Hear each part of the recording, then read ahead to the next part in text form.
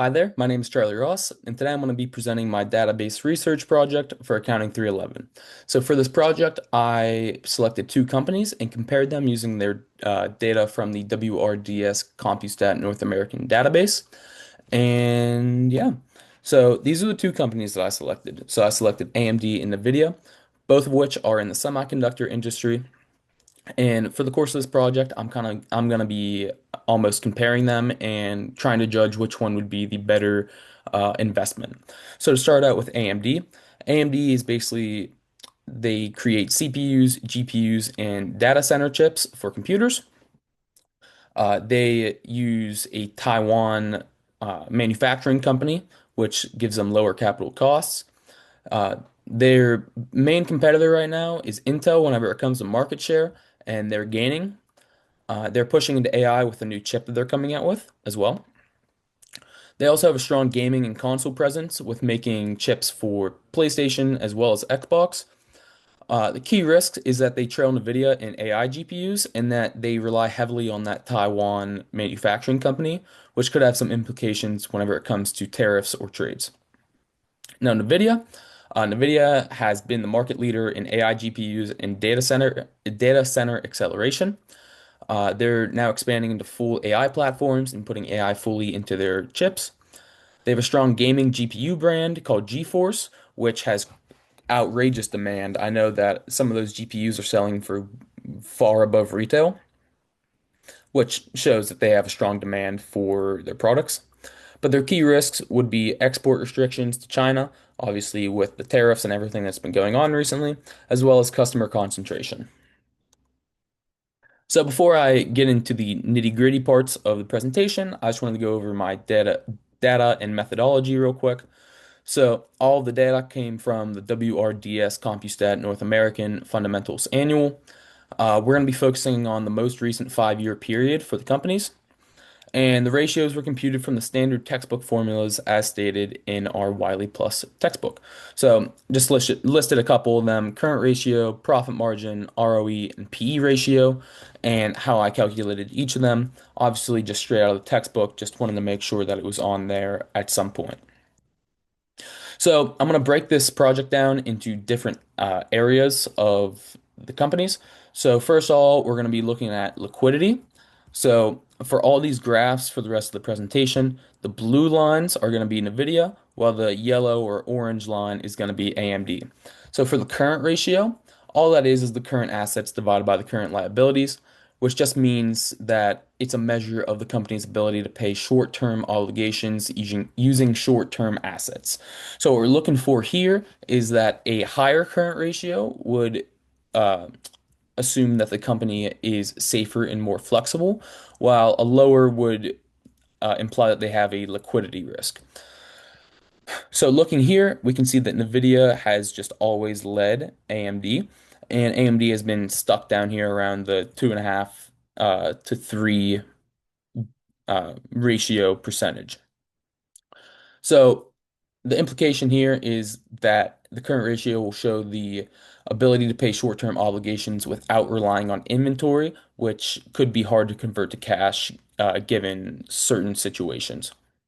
And what we're looking at on the quick ratio side is the current assets minus inventory divided by current liabilities.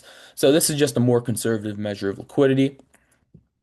As you can see, both graphs are very similar for both companies, with NVIDIA taking dips in 21 and 23, while AMD took its biggest dip in 21 and just kind of hasn't been able to recover since. After that dip in 23 from NVIDIA, they seem to have recovered going into 24 with hopes to grow for the future. So the takeaway basically just from this slide is that both companies are going to be liquid, but NVIDIA has much stronger short-term financial flexibility, meaning that they have less of a reliance on debt or emergency financing during downturns. Now, moving on to the activity section, we have asset turnover. All asset turnover is sales divided by current. Sorry, all asset turnover is sales divided by total assets. Basically just measures how effectively a company uses its assets to generate revenue.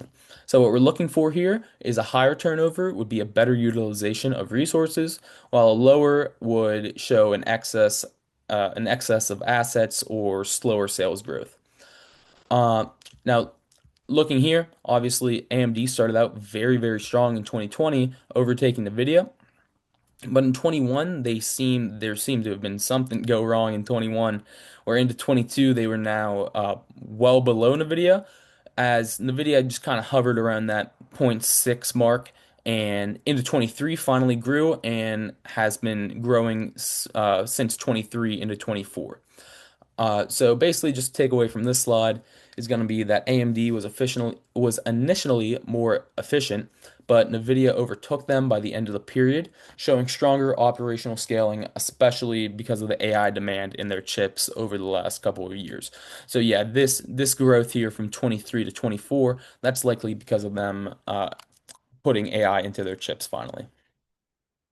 Now moving on to profitability, we're going to be looking at the margins. So we're going to start with the gross margin, which is the difference in sales and cost of goods sold, and then divide that by total sales. Basically, this just measures how efficiently a company produces its products relative to cost. And what we're looking for with gross margin is if it's higher, it's going to be better pricing, better power for pricing, or lower production cost. So as we can see here, NVIDIA has just always been on top of AMD. Uh, Took a downturn in 23, but really sprung back from it in 24. While AMD grew into 22, took that same little downturn in 23, and has grown since 23, but definitely not at the rate that NVIDIA has. Uh, Basically, the takeaway that we're doing from this is that NVIDIA's profitability is definitely superior. Now, looking over here at profit margin is just net income divided by sales. So this is going to measure how much profit the company earns per dollar of revenue. So implication here that we're looking for is overall profitability after all expenses. So we definitely want this number to also be higher as well. So looking here, they actually both started out at the same point, but AMD just dipped off from 2020. 2020 to 2022 was not good for profit margin for AMD, dipped into 22 and then took another dip in 23 and recovered slightly into 24, but definitely you can see NVIDIA. NVIDIA has just been on top since 2020, and that growth rate from 23 to 24 is exponential. Like that is crazy growth right there. So NVIDIA, whenever it comes to profit margin, definitely dramatically superior. Now looking into ROA and ROE. ROA, all it's going to be is return on assets, while ROE is return on equity. So ROA is computed as net income divided by total assets. So basically what we're looking for here, higher ROA would indicate efficient asset management.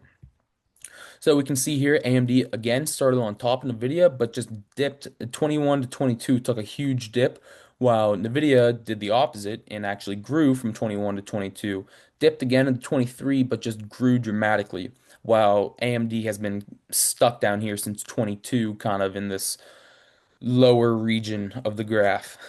Moving into ROE, it's just net income divided by shareholders equity.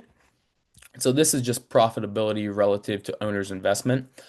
So what we're looking for with ROE, again, a high ROE indicates strong returns to shareholders and good management efficiency.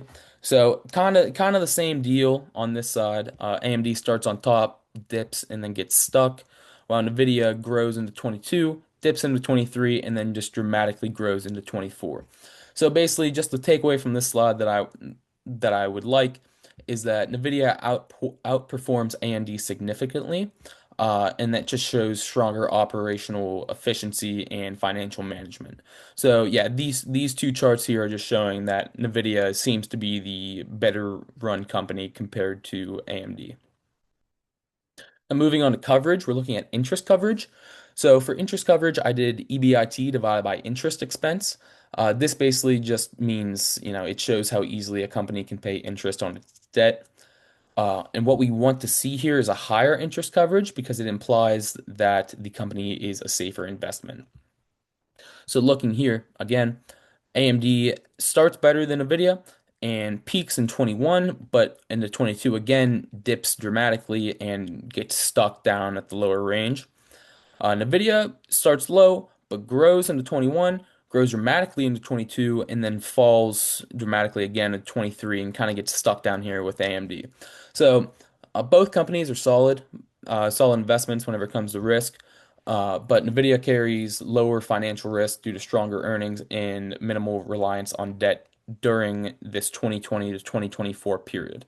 And even though they did dip down here at the end at 23, the same as AMD, they're still above them and is it's showing that they're a stronger company when compared to AMD. Moving on to valuation here, we have earnings per share and PE.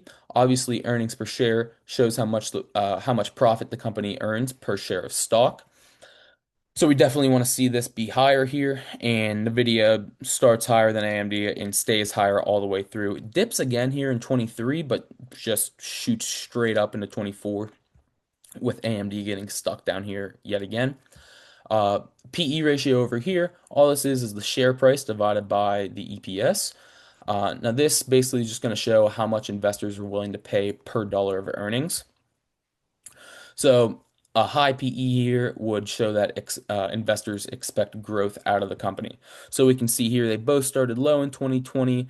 AMD actually grew higher through 22 and into 23 they were really expected to have some good investment decisions, but fall into 24. They actually lead NVIDIA into 24. NVIDIA kind of resembles, both companies are similar, 22 to 24, but NVIDIA's peak definitely was not anywhere near AMD's. But through 24, they both kind of fell. I think NVIDIA's reason for being so low here is that they were already doing so well and that investors weren't really expecting them to get any better. While this sharp increase and then sharp decrease in AMD kind of shows that they were expected to do something and didn't seem to fall through. So basically, the takeaway here is that both are great stocks, but NVIDIA's valuation is supported by strong earnings as seen in the EPS graph, and AMD's valuation becomes stretched during downturns, as we can see again here with this getting stuck almost in 20 through 22 to 24. Now, another valuation we want to look at is market to book. Market to book is the market value of equity divided by the book value of equity. Basically, what this is showing us is that how much the market values the company relative to its accounting value. So, a high market to book value here would imply high future growth expectations, while a low market to book value would show market skepticism or undervaluation. So we can see again, AMD actually started out on top of NVIDIA, but 21 to 22 took that large dip again and got stuck at the bottom. While NVIDIA has just shown it's able to grow and kind of stay, at least definitely stay where it's at, and again through 23 just grow exponentially.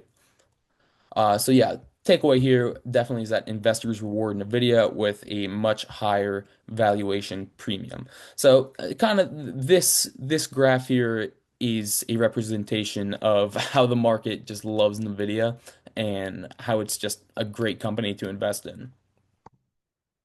So overall here, uh, NVIDIA beats out AMD in liquidity, profitability, uh, as well as valuation.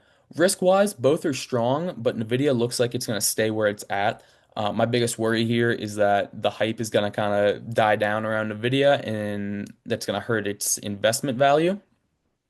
But definitely, I think with its AI implication into its chips, it's definitely going to stay around the same point that it's been at. Valuation-wise, both are expensive stocks. Uh, NVIDIA is definitely priced at a premium, but AMD is at risk for more volatility. So AMD is definitely going to be that stock where you buy it before they make any big moves and then hope that they make their AI break into the chips. So I just want to throw this slide in here as a little fun investment recommendation. Uh, Based on the ratio trends, my recommendation is that NVIDIA appears to be the stronger investment for the 2020 to 2024 period. Their results reflect stronger profitability, lower risk, higher returns, and more consistent market confidence. AMD definitely has potential. Again, if they were to broadly implement AI into their chips in a similar fashion that NVIDIA did, I think that they would be able to kind of mimic their growth, especially since that 23 period.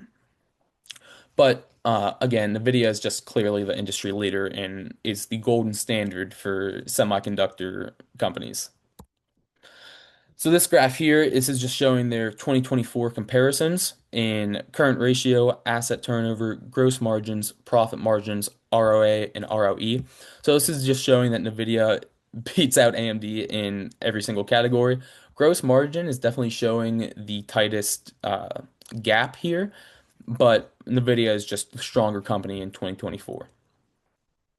Now, obviously, limitations of this project is that all of the data that we just analyzed are backwards looking. So really, there's no way to tell how these numbers are going to affect the future of both companies without really knowing what's going on internally in both companies as well as the industry as a whole. And here are my references. Obviously, we have WRDS for the raw data. I wanted to throw in the annual reports, the 10Ks for both AMD and NVIDIA, just in case if those needed to be in my references, as well as the Wiley Plus Appendix 4B ratio analysis from our textbook for most of the analysis done in this project. So that's going to conclude my project. Thank you so much for giving me the time, and hope you have a good day. Thank you.